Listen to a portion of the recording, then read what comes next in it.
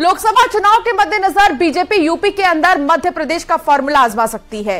योगी सरकार के कई मंत्री इस बार लोकसभा का चुनाव लड़ सकते हैं। जितिन प्रसाद, राकेश सचान और नरेंद्र कश्यप चुनाव लड़ सकते हैं। इनके अलावा संजय गंगवार, बेबी रानी मौर्य और जयवीर सिंह भी चुनाव लड़ सकते हैं। सूर्य प्रताप शाही, दयाशंकर सिंह भी चुनावी रण में उतर सकते हैं। जिस तरीके से मध्य प्रदेश में हमने देखा, जब 80 कैंडिडेट्स की लिस्ट भारतीय जनता पार्टी ने जारी की तो उसमें बहुत से ऐसे मंत्री थे जो इस बार चुनाव लड़ेंगे मध्य प्रदेश में। ठीक इसी तर्ज पर कोशिश में है भारतीय जनता पार्टी की यूपी में भी मंत्रियों को चुनावी मैदान में उतारा जाए।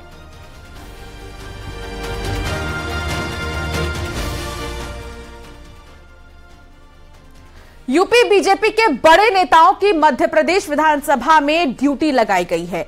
12 मंत्रियों के साथ साथ 12 से ज्यादा सांसदों और विधायकों को जिम्मेदारी दी गई है और अलग अलग जिलों की जिम्मेदारी दी गई है।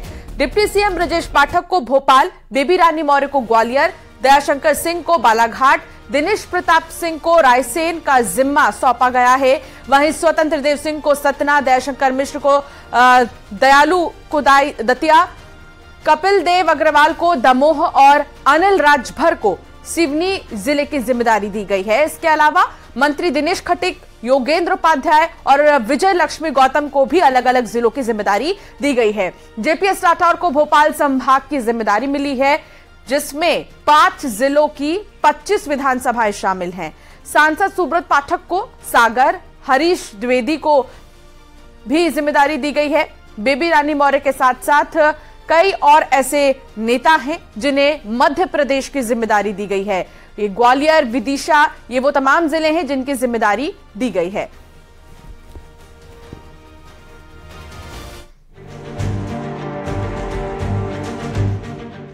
भोपाल में विधानसभा चुनावों के मद्देनजर बीजेपी की बड़ी बैठक में देश भर के बड़े नेताओं ने मंथन किया।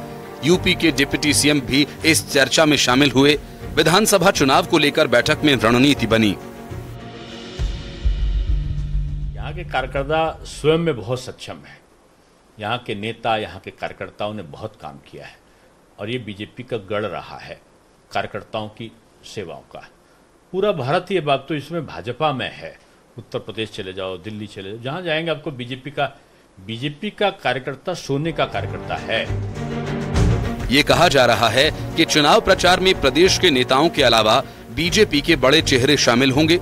वीडी शर्मा ने ऐतिहासिक जीत के लिए इसे जरूरी बताया। चुनाव की रणनीति की दृष्टि से जिनका व्यापक अनुभव है, तो ऐसे सभी वरिष्ठ कार्यकर्ता सहयोग के नाते से मध्य प्रदेश के चुनाव में प्रत्येक जिले में और संभाग के स्तर पर अपनी भूमिका निभाएंगे। ये वो सभी कार्यकर्ता हैं कि जो मध्य प्रदेश के चुनाव में अपनी योग्यता और उनका अनुभव है, उसका भरपूर उपयोग मध्य प्रदेश के कार्यकर्ताओं के साथ ताकत देने के लिए वो अपनी भूमिका निभाएंगे। जन आशीर्वाद यात्रा के दौरान भी बीजेपी के केंद्रीय नेताओं ने शिरकत की थी। ऐसे में बीजेपी की रणनीति आला नेताओं को चुनाव मैदान में उतारने की है। उधर कांग्रेस ने भी अपनी रणनीति बदली है। जन आक्रोश यात्रा में जल्द राहुल गांधी शिरकत करेंगे। साथ ही रणदीप सिंह सुरजेवाला के अलावा दिग्विजय सिंह भी इस यात्रा में अब शामिल होंगे। Bureau report, news 18।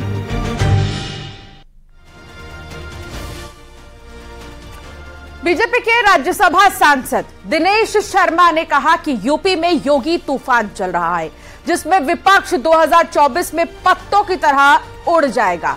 उन्होंने विपक्षी गठबंधन पर निशाना साधते हुए कहा कि चुनाव से पहले ये लोग हेलो हाय करते हैं और चुनाव के बाद बाय बाय करते हैं।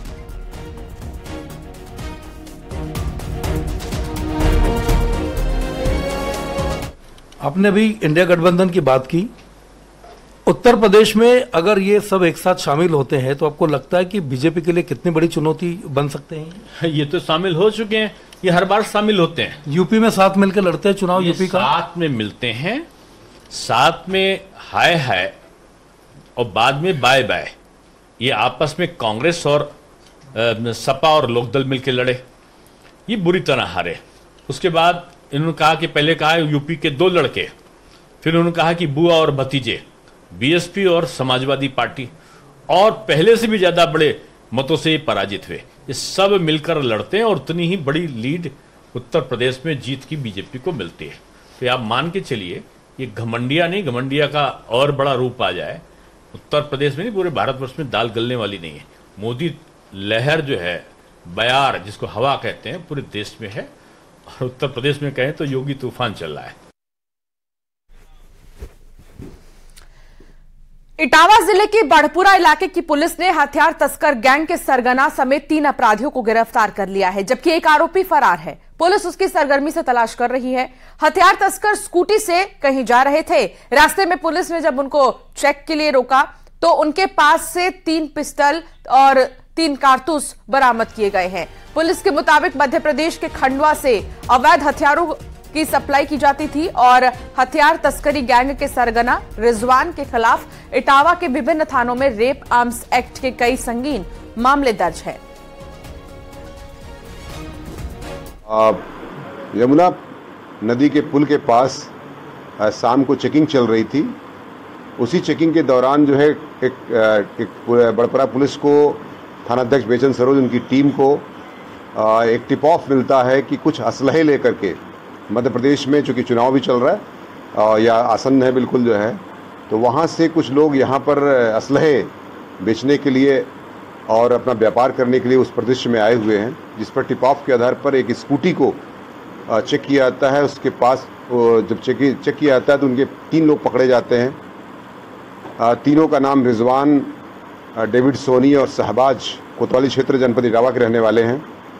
ये पकड़े जाते हैं। जब इनसे पूछताछ की जाती है तो इनको बताया कि ये पिस्टल जो है वो एक व्यक्ति है जो अभी फरार है, फिलहाल उसको अभी वांछित हमारे यहाँ है, जो उसके माध्यम से खंडवा मध्य प्रदेश से ये सारे पिस्टल जो है आते हैं, जिसमें 2 पिस्टल 32 बोर तथा एक तमंचा 315 बोर, 3 कारतूस 32 बोर के, 2 कारतूस 315 बोर के, एक स्कूटी ये पकड़ी जाती है तथा 3 असलहे पकड़े जाते हैं।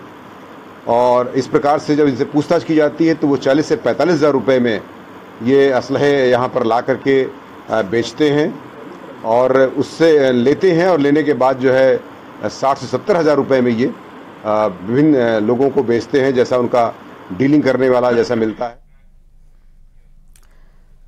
तो हरदोई में बदमाशों ने एक लड़के की हत्या कर उसका शव गन्ने के खेत में फेंक दिया। हत्या की वारदात की सूचना मिलते ही पुलिस के आला अफसर मौके पर पहुंचे और मौका वारदात का निरीक्षण किया। घटना के खुलासे के लिए 4 टीमों के साथ सर्विलांस और स्वाट टीम को लगाया गया।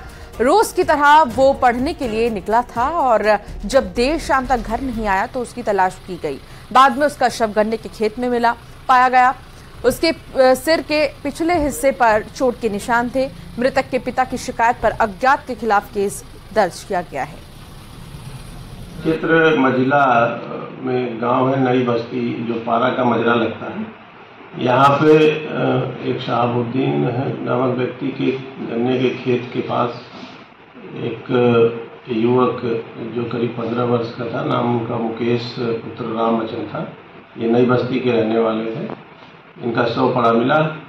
जहाँ पे शव मिला था वहाँ पे फील्ड यूनिट द्वारा भी निरीक्षण किया गया, पुलिस अधीक्षक महोदय द्वारा भी किया गया, और इसमें ये तथ्य प्रकाश में आया कि इसके सर में पीछे चोट के निशान थे, और इस आधार पे राम बच्चन की तरफ से अभियोग पंजीकृत किया गया है।